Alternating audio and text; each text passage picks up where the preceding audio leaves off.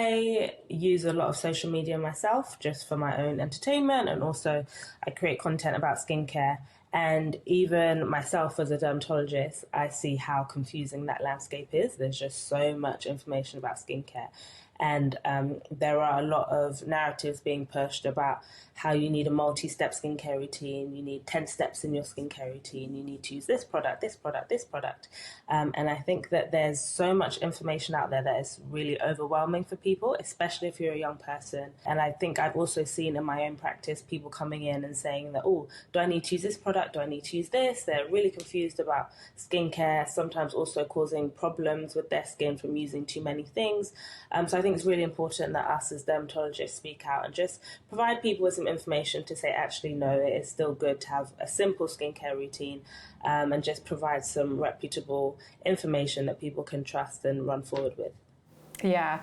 Now, when you talk about this multi-step, if we think back before the rise of social media and before the rise of beauty influencers, I guess the most simple steps that I think probably both of our parents followed was cleanse, tone, and moisturize. So where are we now in comparison to that, and what should we be doing? Should we just be doing those 3 steps, or are there perhaps a couple of other things that we can now introduce? Yeah, I mean, in terms of what we should be doing, actually, even the tone is optional. You don't need to tone. In terms of what everyone should be doing every day is cleansing, moisturizing, and wearing a sunscreen in the mornings. And then in the evenings, it's just cleansing, moisturizing. And that is your basic framework that anyone should use if they want to put together a skincare routine. It's something that I think we should teach to our children from a young age so that they just incorporate it into their daily lives. And then anything outside of those 3 steps, if they're being added, it should be added for a specific reason. So, for example, if you have acne, then you might see a GP or a dermatologist and they'll say, okay, add in a retinoid at night. So you've added in one ingredient for a specific reason. And I think that's how skincare should be looked at. If you wanted to, let's say you're a bit older, you wanted some anti-aging benefits, then they might say, okay, we'll add in a vitamin C in the morning. So everything that you're adding to your routine has a specific purpose and you know why you're using it.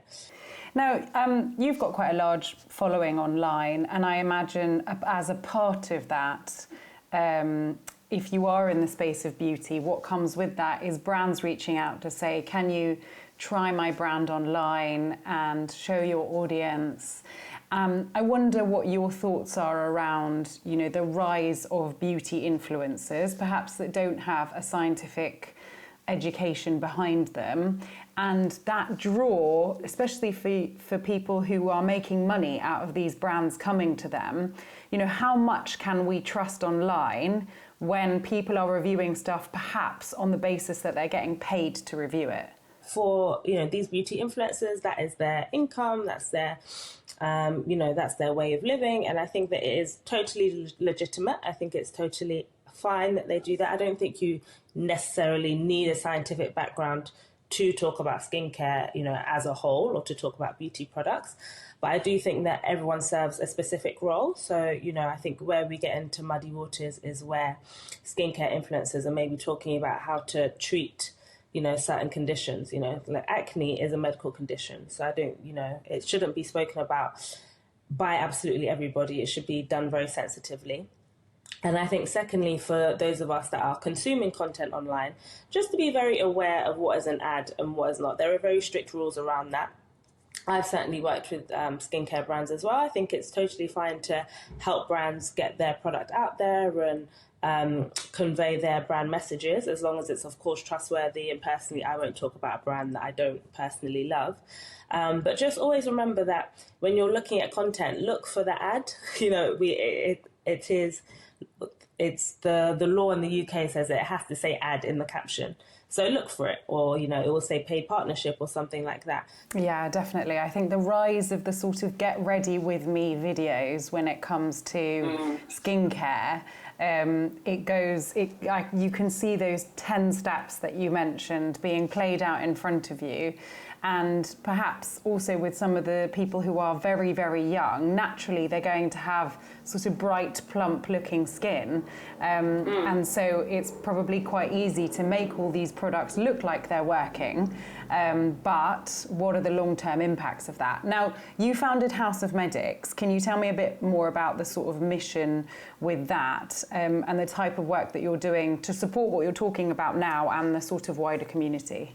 So House of Medics is a community primarily for healthcare professionals.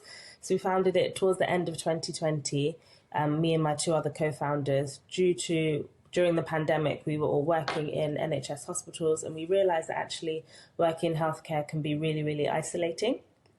So the primary purpose of the House of Medics is to create a platform for all healthcare professionals to come together, to learn from one another, to network. And then towards probably 2 years ago, so 2022, we actually started to use the platform to teach the general public. So we're very active on social media, on YouTube, Instagram, TikTok, and we create reputable, trustworthy, health-related content where people know that they can go and, the person speaking is someone that's going to be qualified, and what they're speaking about is something that they encounter every day. And, they can trust that information and take that on. So in terms of, for this topic that we're speaking on, skincare, I create lots and lots of skincare content that we spread via the House of Medics, and people can know that, this is good, reputable information that they can trust, and they can use that as a springboard to maybe access other resources. Apart from that, we do lots of outreach work, both in the UK and abroad, going out to the community, providing free healthcare and helping younger students get into healthcare careers.